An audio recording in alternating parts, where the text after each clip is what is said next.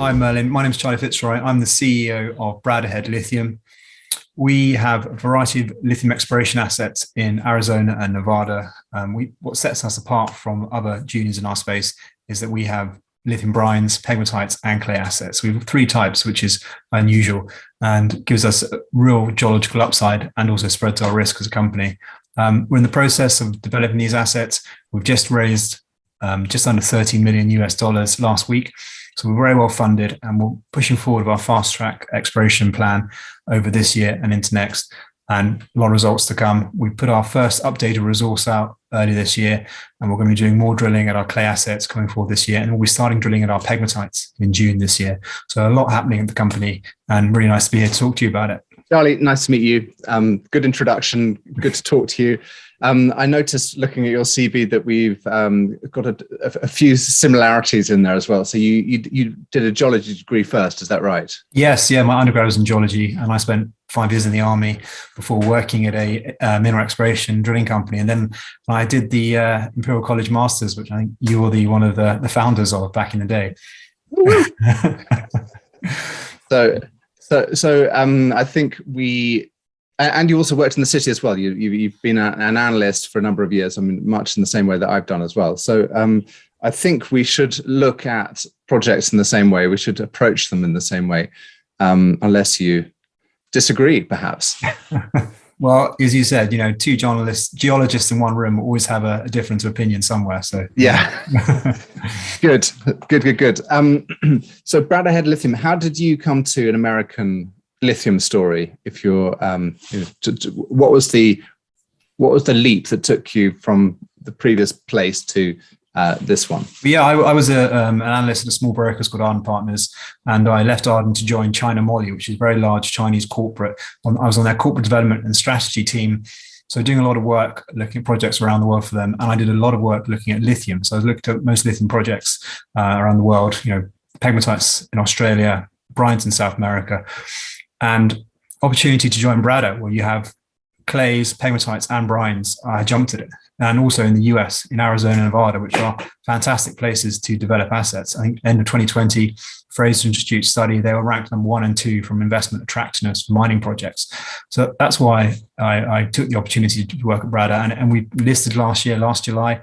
And since then, we've had a really, really good start of our listed life as a company. We did a lot of build work last year. So put together a lot more understanding about the assets, finished our first drill program, started our second drill program.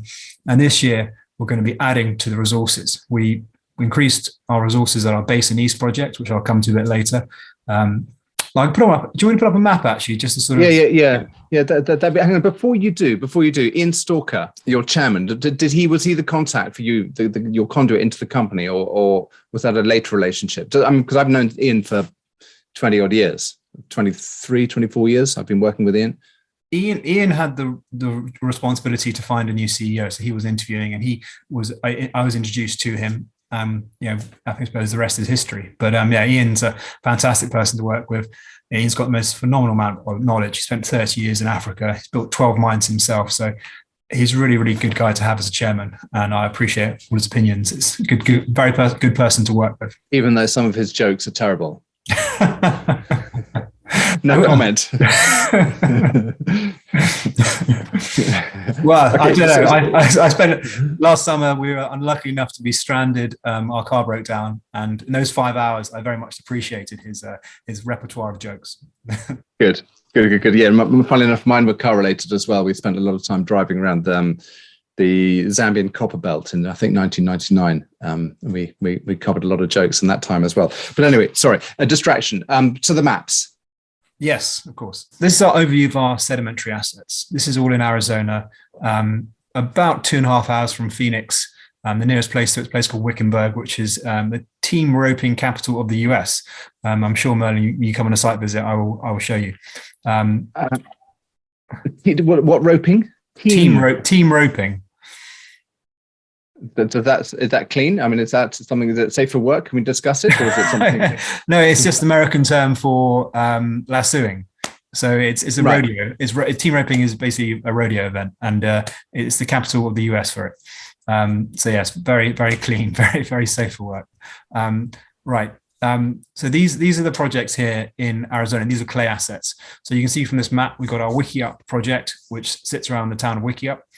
And then you've got our Basin project. I'm just going to annotate on this map here. Give me 2 seconds. So you've got Wickiup project, which sits around here. Yep. And then you've got our Basin project, which is just here. As you can see, Highway 93 runs straight away through Wickiup. So very good infrastructure through there. Freeport's Baghdad copper mine is just sit here. So it's just east of our mine. It's been there for 100 years. There's a gas pipeline which runs very close to us, which Freeport use. It's a government pipeline, so we can tap into that if we want to at some point. We are going to be developing these projects with a view to be as low carbon as possible. Solar panels are a natural thing in Arizona, and that's something we're going to hope to be able to use. The reason I brought this up is because we've just put a resource out a couple of weeks ago, updated at Basin East. And our Basin project is this one. I'll just jump through to it. So this is our Basin project. This is where we had a resource. Sorry, so just to kind of just to step back a bit. So you've got the sedimentary assets are very much your flagship within the Bradda Head portfolio. And just remind me, what was the resource that you put out last year? That was the first resource you put out last year was on which asset? So there was a resource which was done back in 2018. So that resource has been there since 2018. We started a drill program mid last year, and this resource is the updated version of that one. So if you look at actually this map here, it's a good one. If you see down in this far corner, you'll see a sort of purple outline with dash. That's the old 2018 resource outline. Can you show me with your mouse, please? Sorry, I can't. Okay, or even better, they're annotating it. Yeah. Okay, so that was the old 2018 resource. Yeah, and then you see the blue line just pushed out a little bit. That's the new one. Right. Just you'll see it just there. You see yeah. that? Yeah, got it. So that's the 2022 resource. And that's based on how much extra drilling did you do into that? And was there a change of thinking on the way that you modeled that resource? And what was the process of that expansion? Yes. So on the last resource, SRK, because we used, I wasn't there at the time, but RC drilling was used for the last resource. And SRK's one of their recommendations was to use core drilling. We used core drilling last year, and whilst it gave us a very good geological understanding, it was unfortunately very slow. So we did about 1,100 meters of drilling last year, so a small program, and we had about 185,000 tons of lithium carbonate equivalent in the resource from the 2018 one. We expanded that to about 305,000 tons. That was from a core program. The drilling we're doing at Wickiup is sonic. That has been much better than core. So we're going to be using sonic for our sort of early stage exploration at these claims going forward. Just gives us a better understanding of the lithology. RC is obviously good for infill, but to really understand, because if you look at that block section just to the left here, you'll see there's an upper clay unit and a lower clay unit. It's quite small, I know.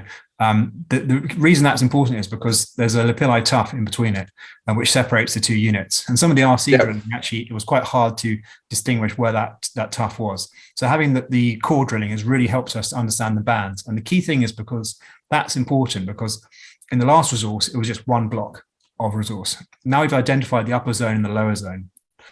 And that's important because there's a few faults we identified showing that the upper clay thickens to the west and northwest. The upper clay zone is much more higher grade than the lower zone. And we also found within that upper zone, we found a higher grade unit of 1,300 ppm lithium. So, considerably higher than our average grade. And that covers about 20% of our resource. But this is all important because last year as well, we did a load of geophysics over all our sedimentary claims, which has enabled SRK now to give us an exploration target of between 1 and 6 million tons at LC at our Basin project alone. Can we just there's information coming thick and fast, and my poor brain can only cope with so much. Why was the diamond drilling so slow? Was that because the rock is so unconsolidated that the core recoveries were difficult, or was there, explain the reasons behind the slow drilling? We wanted to get good recoveries. That was a key thing. So to enable that good recovery, we had to go very slowly. Just because of the rock. You're triple tubing? Yes, correct. The clay was the core just didn't work very well. It's just very slow moving, hard work. The sonic drillers who we're doing it. They're going to do a expansion program at Basin East. We're looking forward to getting them there because the work they've been doing at Wickiup, the sonic drilling has been much better than the core drilling. So we're quite excited about getting them going there. Could you just drop the image just for a second, just while I have a little detour into the niceties of different drilling types. RC drilling, reverse circulation, you create the hammerhead basically crushes the rock, and the core chips go out the outside of the tube. Diamond drilling, you core it out, you cut it with a kind of a hollow bit of pipe and a crown on the end. Describe to me what kind of material are you dealing with? Is this powdery? Is it wet? Is it very friable? What are the actual physical attributes of the core when you look at the core in the tray? What does it look like? It's a mixture, but yeah, you're right. We've got the lapilli tuff in the middle, which has volcanic residue in there. You've got various things which are quite hard.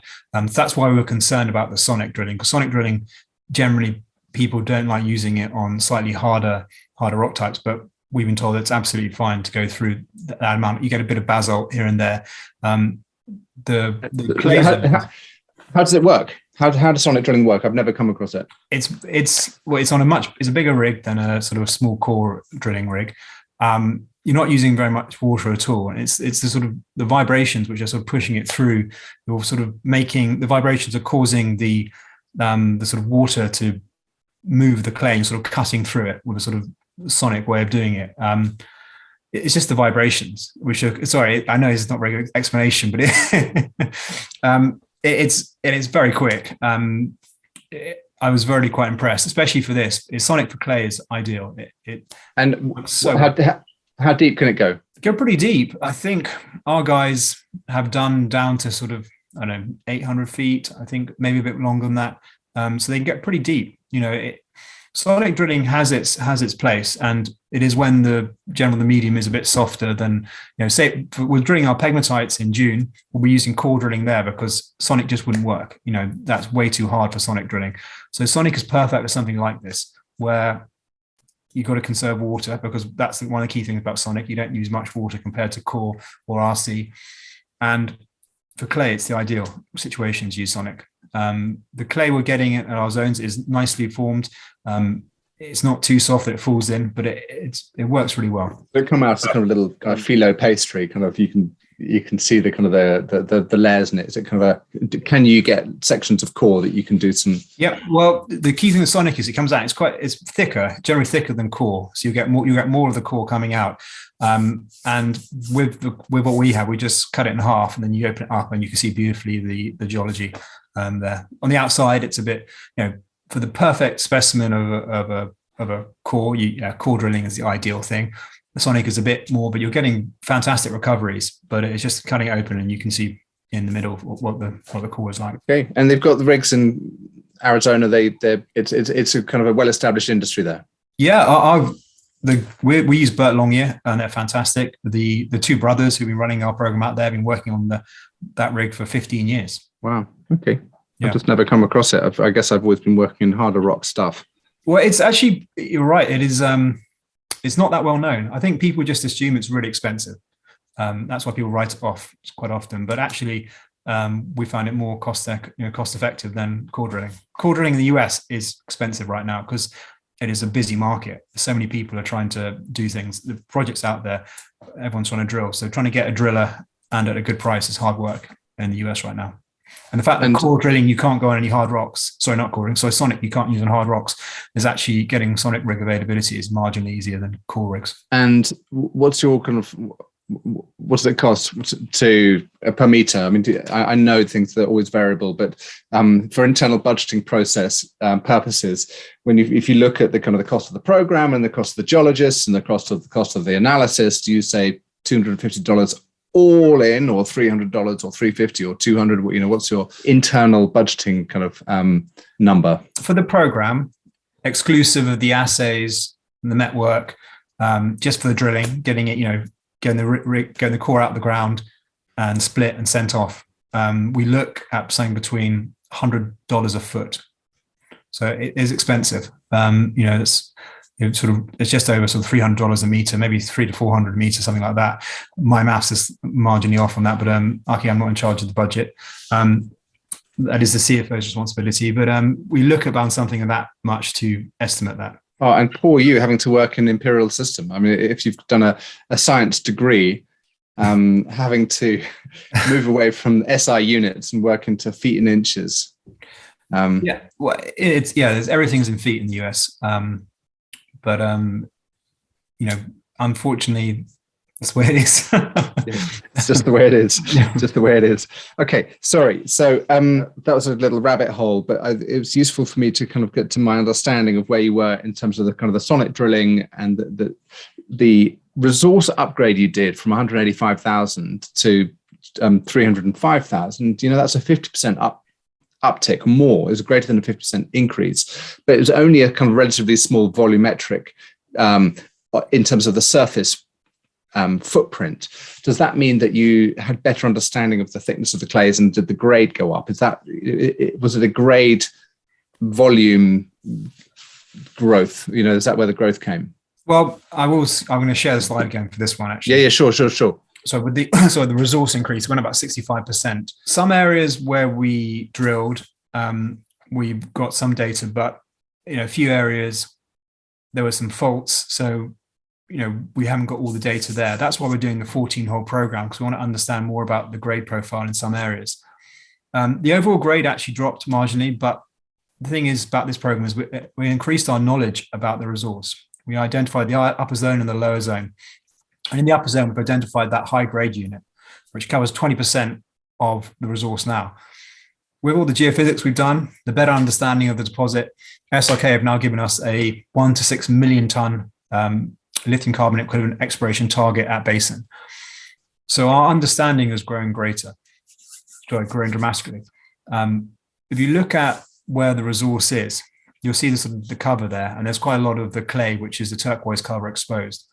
If you go over to sort of the Basin West and West Extension, which are, let me just highlight that, Basin West and West Extension and Basin North, and then Basin East Extension, you'll see most of that cover is still there.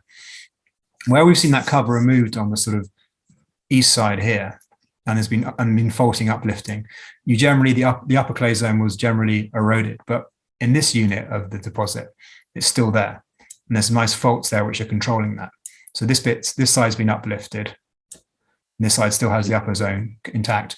From the geophysics we've done and the work we've done, our understanding is the upper zone is intact across the rest of the deposit. And that's why we're very excited about getting going and drilling there. Because if we can chase this upper grade unit, which sits in the top zone, then we can chase that across the whole of the deposit. And then we've got a very different resource grade we're looking at for a potential mining operation. So that's why we're focused on that upper zone rather than sort of the resource combined together. So if I was looking at it, I'd be focusing more on the upper zone. The fact that it's nearer to surface, we can mine that higher grade unit for to pay off any capital costs, things like that. And then once that's all paid off, maybe go down to the lower grade unit afterwards once we've got the infrastructure all there in place. So it is a key thing that we've found that upper grade unit and that higher grade unit within the upper grade zone.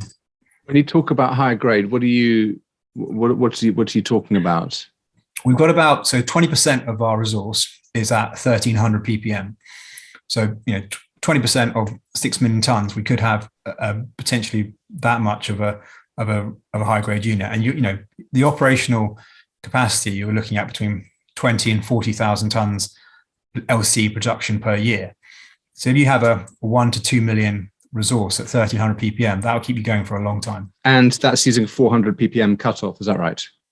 Yes. Okay. And when you say you're drilling 14 holes in this next phase, how much of that is infill and how much of it is on the new claims? So we've got 10 holes planned for Basin North. So we're permitting this sort of section of Basin North to drill shortly. We're permitting 150 or 120 holes over all Basin East Extension, which sits next to it. So we'll probably be doing 20 holes there, 10 holes at Basin North, and then 14 holes at Basin East.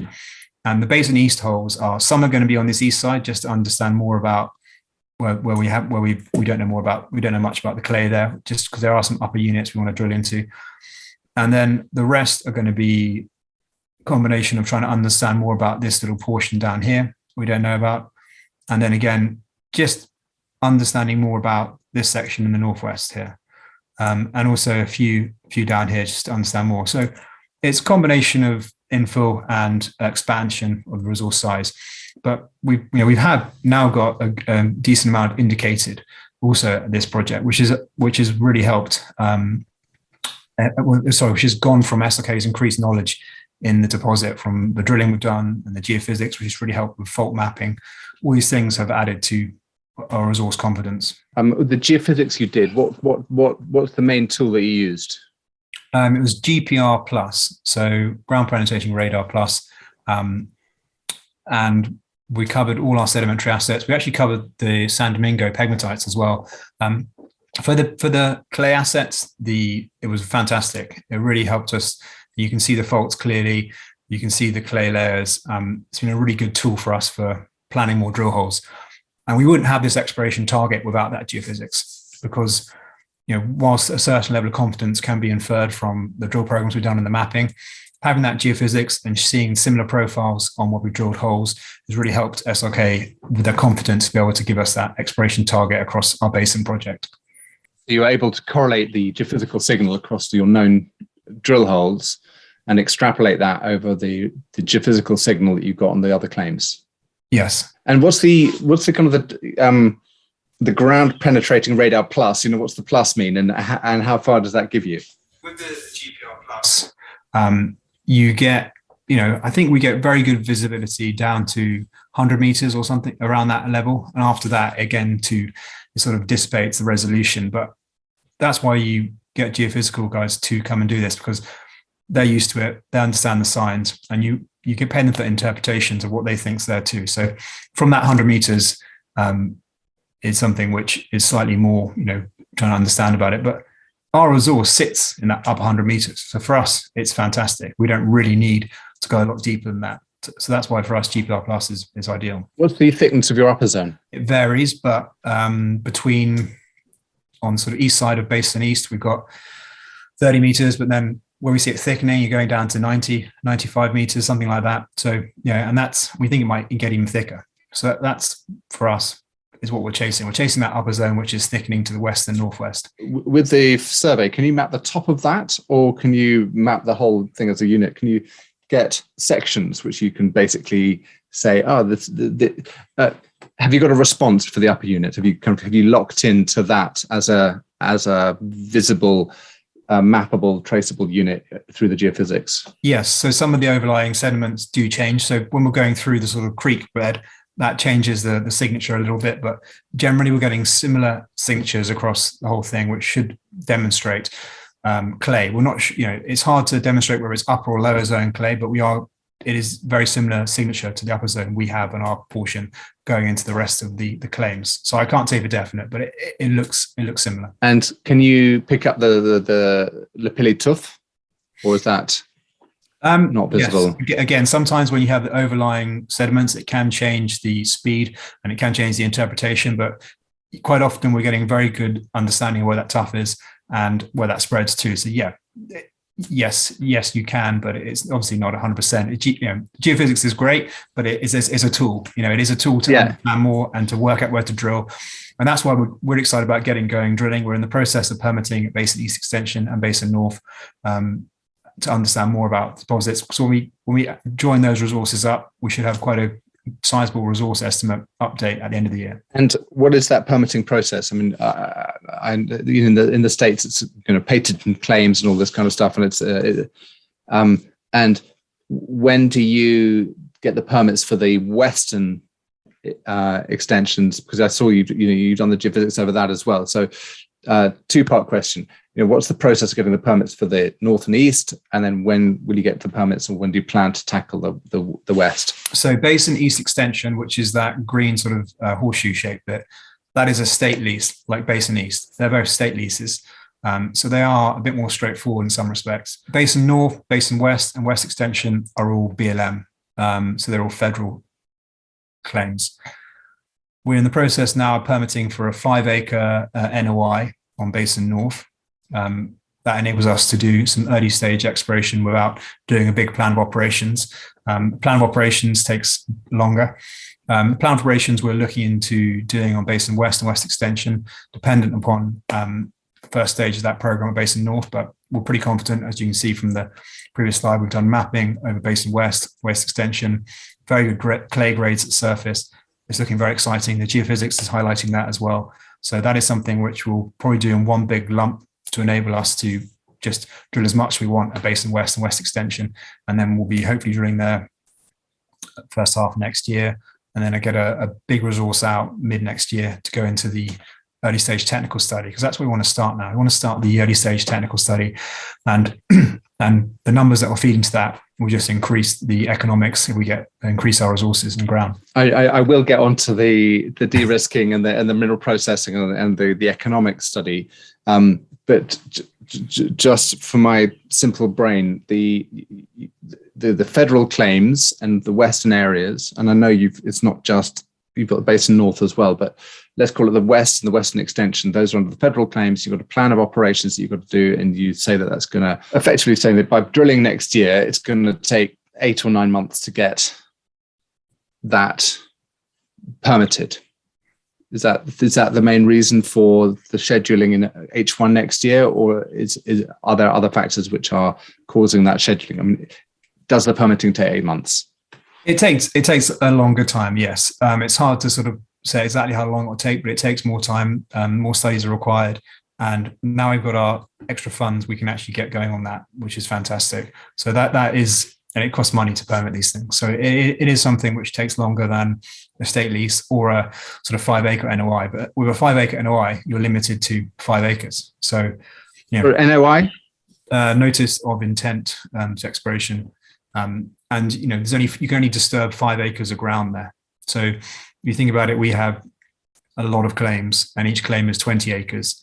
It is a very small area you can actually explore, especially if you're creating roads, things like that. So do a plan of operations is very critical for any large scale exploration activity on a greenfield ground in the desert. What's the permitting situation on a state claim? So you've got Basin East that you'll be able to work this year because it's on a state claim, and then the bigger program you'll be able to test next year once you've got the permitting, the plan of operations through the federal system. Yes, that is correct. So state leases, we can do a larger scale drill permit in a much shorter period of time. So we'll be permitting 120 holes at Basin East Extension, and we'll be drilling 20 or 30 of those holes this year to expand our resources in Basin East. Okay, sorry. I did hear 120 holes first, and then you were talking about 20 holes. So I crossed out the one at the beginning, but you do plan to do 120 holes. We are going to permit 120 holes. Like, for example, at Basin East, we've got 140 holes permitted, but we don't have to drill them all at once. That's the beauty, the difference between state and federal leases. So we're permitting for 120 holes at Basin East Extension, and we're only going to drill 20 or 30 now to understand what we have there, and then we'll do infill drilling to fill the gaps in. Like some other people in the world, I learn by repetition. So with the geophysics, with the geology with the drilling that you've got planned, you should be able to demonstrate growth in resources, and you've demonstrated that already with the resource upgrade from 2021 to 2022. So let's kind of take that as a given that you're going to head down that road towards kind of growing your resource base, and you've got that SRK target of 1 to 6 million tons of contained lithium carbonate equivalent. Now, the mineral processing, how do you know that this is going to be economic? Talk to me about where you come from. When you were working for China Moly, you obviously looked at a bunch of different processing types. Where does this sit on your choice spectrum, so to speak? It is a clay project, which a lot of people don't like to look at from that point of view. But what we've seen so far is we're using relatively straightforward, well-known kit to be able to process this. We have done some testing at atmospheric conditions, so atmospheric pressure, 90 degrees centigrade, warm acid leach. So far, the first stage of that has been very positive. It's demonstrated we can extract 99% of the lithium into the leach, which, looking at our sort of peer group, is very strong results. And now we've moved on to the second stage of that to extract the lithium from the leach solution to produce the lithium carbonate product or lithium hydroxide product, depending which way we're going. And that's what we're doing at the moment, which takes a bit longer because it is obviously a more complicated step, but we are using very well-known equipment. There's nothing really new or novel or exciting, not that it's not exciting, but there's nothing hard there. It's using kit that we know how to use, and we're just working out how to use it in the best way to produce our end product. What do people, you said that some people are kind of a bit wary of lithium clay projects. And you must have in your mind kind of some of the things which would cause alarm or are known challenges for lithium clay projects. So, what are the things that you're on the lookout for as potential stumbling blocks? I suppose the key thing is a really high acid consumption. That can be a thing in some clays. Ours has a mid-level, I think, acid consumption, but we have a lot of byproducts, a lot of co-products. So we're looking at how to extract those as well to pay for that acid consumption. That's the key thing with clay. It is a high acid consumer. It's not necessarily that I don't like lithium. People don't like lithium clay processing. People just generally tend to avoid clay processing because it can be tricky. But so far, we are not seeing any big red flags. And tricky because it's fine grained and things can precipitate out and bung up the system. Yeah, it can just get a bit of soapy, get messy. It can cause problems for processing. We haven't seen that so far. So we are proceeding forwards. And there's some previous work done in 2018, 2016, which again showed very similar things. So we're confident we're pushing forward with this and moving on to our phase 2, which is a longer process to get to that end product. And hopefully we'll get those results out towards the end of the year. And that is the plan. And the acid consumption typically comes from carbonates? Yes. And are you doing XRF work or whole rock analysis so that you've got a handle on the carbonate distribution in your clays? Yes, exactly. We've done analysis of our lithium. I think most of our lithium, actually 85% of our mineralization sits in the sub 15 micron fraction. So we can concentrate our lithium grade by 15% just by getting rid of the rest of the sort of size fractions, which has been quite a helpful first step in our processing. And so that's potentially a kind of a wash process or a de-sliming actually you probably want the slimes, don't you, if you're going for the yeah. No, well, yeah, well, it's a process, but we're seeing a lot of people pushing forward in this area. Bacanora, we know that's in being brought up by Ganfeng. A lot of confidence has grown in the clay world, and many other projects like American Lithium's TLC, McDermott, Thacker Pass, all these projects are pushing towards development. So we're definitely watching and seeing how they're doing things and learning from this. Good. You when you talk about the second phase of metallurgical test work, are you taking samples now that are being leached and then going straight onto second leach, or kind of the extraction of the lithium, or have you kept the pregnant solutions? Are you able to do subsequent test work on that? And what are the timelines, and when do you expect outputs from that bit of test work? So we've got a lot of core from our program, so we're in no shortage of core. So we're using fresh core from the same areas we did the previous work on to make sure they're comparable. And depending on the labs are very busy in the US. Each assays are taking between 8 to 12 weeks to come back. So you're looking at 4 to 5 months for a program like this to sort of finish up. And surely there are not many laboratories, or not every laboratory can extract lithium from a leachate. I think a lot of the labs have varying levels of understanding of this or experience in it. There are quite a few which are doing most of the work for most of the clay guys in the US, and we're using the same labs they use. So the guys we're using understand the process and have done it before. Well, there we go. Does a 10% change in the grade have a massive impact on the economics, or is it too early to say what the approach is? And when do you start putting into your geological knowledge with your open pit resource, with your when do you start looking at scoping studies and kind of wrapping some economics around your overall information set? Well, yeah, this is what we're doing this year. We're expanding our resources, joining up the Basin North, Basin East extension to Basin East to Basin East. So that will enlarge our resources. We're doing the metallurgical studies at the same time. And we're looking at things like environmental baseline studies, all this feeding into getting an early stage technical study, ideally underway this year, but probably underway early next year, and then finishing that next year sometime. That is our plan at the moment. That's what we're looking to do. And will you be going down the JORC route to kind of get a scoping study, or will you be following the Canadian PEA rules? Or maybe the AIM has got their own. I mean, what would it be called under AIM rules? We're listed on AIM. We're listed on the OTC QB. We want the optionality to be open to be able to list on TSXV potentially at some point, because we definitely see the benefit. Our recent raise, US 10 million, came from North American investors. We've got a lot of interest there from North America. So we'd probably go down the PEA route just to be able to keep things open for North American listing, if that was something we might look at. There's also the added degree of integrity, I guess, in the Canadian system, that the Canadian companies have to publish their full technical report, whereas the Australian companies can get away with just publishing the summary. Or not even that, possibly just even the highlights. So, yep, there's definitely different levels of reporting, but that's another conversation, I suppose. Good. Well, thank you so much.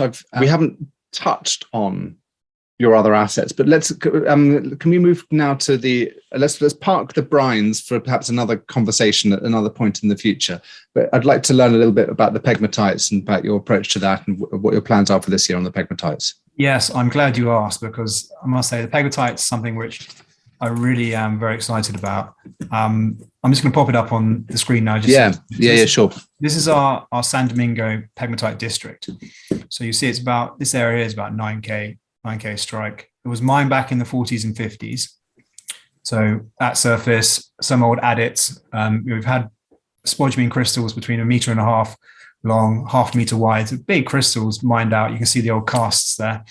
Done surface sampling, channel sampling, chip sampling, and also in the adits, and had between grades between up to 8% spodumene in some places. Grab samples in the old adits, grades between 1% and 3%. So there's some really quite promising grades there. All these pegmatites quite often outcrop surface, very very sort of small outcrops, and we can chase them down between 2 to 20 meters at surface. And the geologists who found it, Australian geologists, they believed it's similar to sort of zone pegmatite systems like Kathleen Valley or Bald Hill, where you have these small pegmatites outcropping at surface and they go down to deep feeder systems at depth. So that's what we're doing now. We've done a lot of mapping, 3D mapping, some sampling. We've built a big picture of the area, and now we're going to start drilling in June to test this thesis, to test whether there is a deep feeder system at depth, how much is below the surface. So we're doing a 30-hole program. It'll be 15 of those holes at 150 meters, 15 of the holes at 300 meters. So we'll do the top holes just to see what's close to surface, and then 300-meter holes to see what's further down. And with what we've done, we're hoping that can give us an exploration target at a minimum, potentially a resource. So we could have a resource here towards the end of the year if things go to plan. Is there you describe them as kind of dike-style formations? Is there an orientation? Is there a kind of preferred? Is this a dike swarm? Is this how do you know where you're going to be drilling? Have you got a consistent orientation, or is it going to be on a pegmatite by pegmatite varying basis? So ones in the center, which I'm highlighting now, are all swarming sort of that way. We've got one orientation, and these ones up here, again, similar, but they're more that way. So we've got there is a shared orientation, which is what's leading us to think they are part of a bigger system, or at least a part of a unit, part of that system. So that's why we want to get drilling there. We've done geophysics there, which has inferred that the roots do go down further. We saw about 90 meters here, and it looks like they continue. But again, with the geophysics with the pegmatites, it's slightly harder to interpret than it is with the clays. It's a very good indication, and that's another thing added to our excitement and confidence there to do something. And that's what we're doing now. We've got the funding, and we're going to get going in June. We're starting early June with a core program. And what are they hosted in? It looks like they're in gneisses and granites. Yeah. With the GPR geophysics that you did it pick up the edges of the? I mean, can you get a good image of the pegmatite for the first 20, 30, 40 meters, or does it not even give you that? It's not as clear as the clays. I'm not going to lie, but it definitely, when run over pegmatites, you can see the structure and you can see it goes down. It's definitely a clear indication there's something going on there below the 80, 90 meters. And we really need to get drilling there. And that's what we're doing in June. We've got the funds ready now, and we'll be starting there beginning of June. Good. How exciting. So just kind of by way of wrapping up, let's go quarter by quarter. From now until June, why don't you talk me through the kind of the highlights of what you think the big news items are? So with the clays, the big thing is step up program at Basin East, drill program at Basin East Extension, drill program at Basin North, and then permitting at Basin West and West Extension, and we're getting results on Wiki-Up. So that's all our clay assets. And then also we're looking at mapping at Wiki-Up South. We're waiting back some surface sample results from Wiki-Up South to work out what to do there. So that's all the clays, and that is pushing towards an early stage technical study, which encompass everything. So just it looks as if it's drilling for most of this year with the resource update at the end of this year, the beginning of next year, where that green box lies. Yes. Or the left-hand edge of that green box. So the resource update, and then at the bottom right, you're saying potential early stage technical study 2023. Yeah, exactly. That's all that's pushing towards, along with the network we're doing now. All of that is heading towards a early stage technical study, because it's great increasing our resources. It's great understanding more about the assets, but we need to put some economics behind that so investors can see what the potential is there, and that's why we want to get an early stage technical study as done as soon as we can. And then underneath, you've got the in the blue shade, you've got the San Domingo, the pegmatite project with the drilling Q2, Q3. So you've actually so drilling in the middle of the end of Q2, so that's June. There we go.